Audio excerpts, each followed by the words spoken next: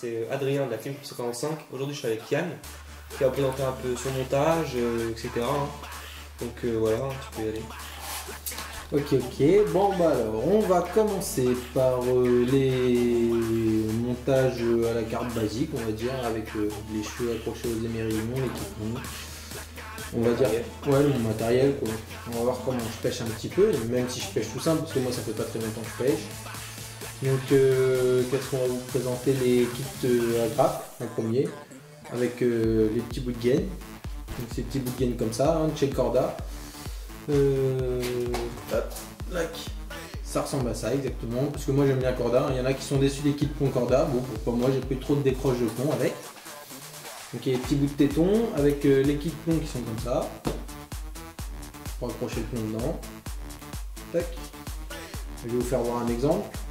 Parce que je pêche aussi avec les plombs de 80 ou 90. Donc soit les obus hein, ou soit les planeurs, ça dépend. N'importe. Attendez, je vais vous faire voir un petit exemple. Tac.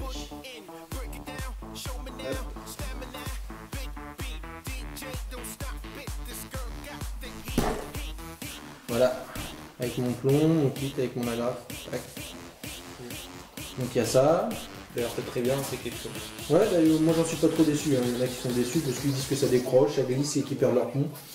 Bon, bah moi je suis pas déçu. Comparé à par exemple Fox, où j'ai vu pas mal de décroches.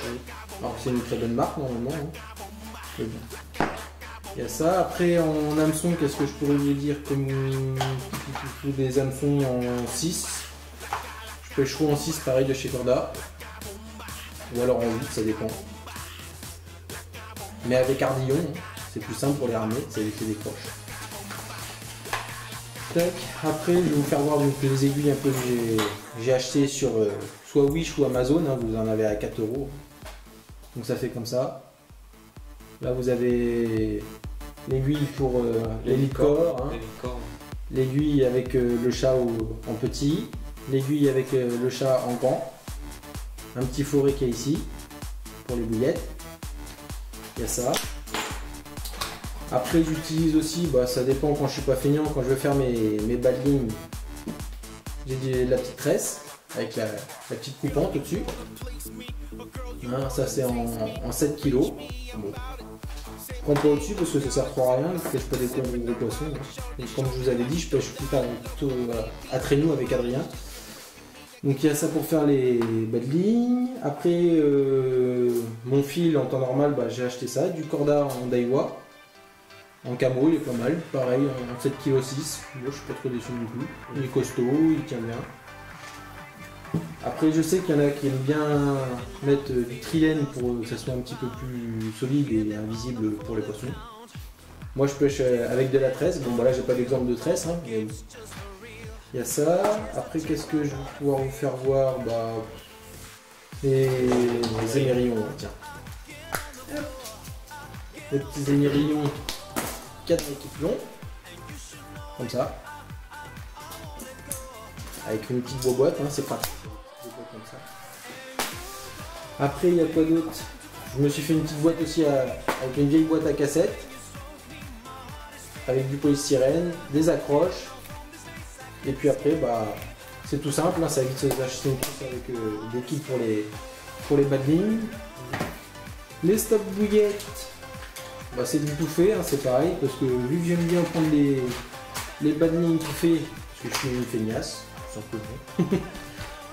Donc c'est ça, hein. Il y a les grandes, les grands rallongeurs, les moyens, les petites, et il y a les petits haltères juste au-dessus.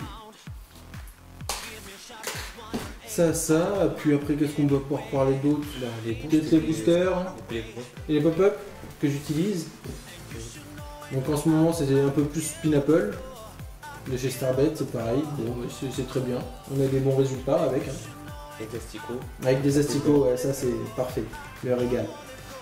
Et puis avant je pêchais aussi avec Super Fruit. Donc ça c'est pareil, ça marchait bien pendant un moment, ça dépend en fait quand ils sont mordeurs ou pas. Donc voilà, et puis les pop-up, le chez Dynamite Bait, les fluos en carnet, et puis c'est pareil, en fruité, les roses, ça sent très bon, on aurait même envie d'en manger d'ailleurs, c'est un peu très... Et puis bah on a fait le tour, je crois bien. Peut-être les PVA, peut-être. Ouais, pour le PVA. Les PVA. Allez. C'est pareil, des petits PVA sur Amazon, c'est pareil, ça coûte pas cher. Pareil, on fera une petite vidéo comment faire pour faire des PVA. Pour faire comment faire monter directement avec toutes les garnitures, les pelés, les bouillettes et tout. Ce qu'on peut mettre dedans. Voilà. Parce que ça peut être varié. Et aussi il y a des systèmes aussi qui pourra vous dire pour mettre soit du maïs ou des trucs comme ça avec pour que ça tienne, pour que ça passe pas fondre le sac. Voilà. Donc voilà, bah, moi j'ai fait le tour pour moi. Après on verra peut-être pour une autre vidéo, ou à moins que tu aies des petits trucs à rajouter, peut-être les pêches de nuit, peut-être, ou des trucs comme ça qu'on va faire. Ou... Ouais, les pêches de nuit, comme on vous a déjà parlé, hein. On vous a déjà parlé.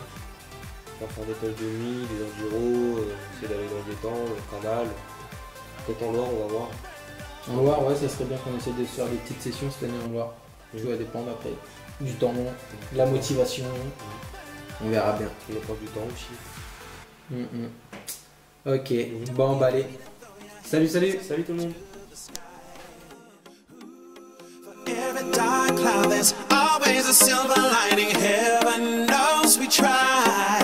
We may not understand everything that happens here, but we're gonna get through it. If it feels good, let's do it now.